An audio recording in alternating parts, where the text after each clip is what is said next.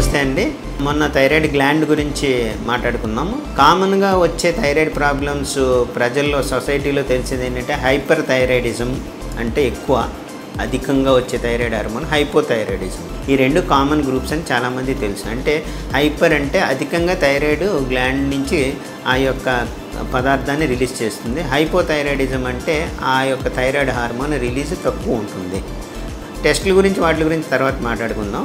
హైపోథైరాయిడిజంలో జనరల్గా ఏంటంటే బరువు పెరుగుతూ ఉంటారు, ఇరిటబిలిటీ ఉంటుంది, జిత్తు ఊడిపోతూ ఉంటుంది, లేకపోతే ఏ సిమ్టమ్స్ కూడా ఒక్కోసారి ఏమీ ఉండవు, ఆకలి తగ్గిపోతుంటుంది, మందంగా ఉంటారు. హైపర్ థైరాయిడిజంలో సన్నబడిపోతూ ఉంటారు, చాలా టెంపరేచర్ వేరియేషన్స్ ఉంటాయి, ఒక్కోసారి మెడలో వాపులు అవి కూడా కనబడవచ్చు.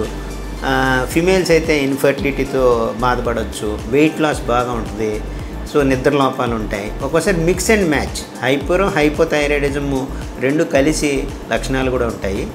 ఇంకొకటి ఏంటంటే థైరాయిడ్ లక్షణాలు లేకన్నా కూడా థైరాయిడ్ ప్రెజెంట్ అవ్వచ్చు.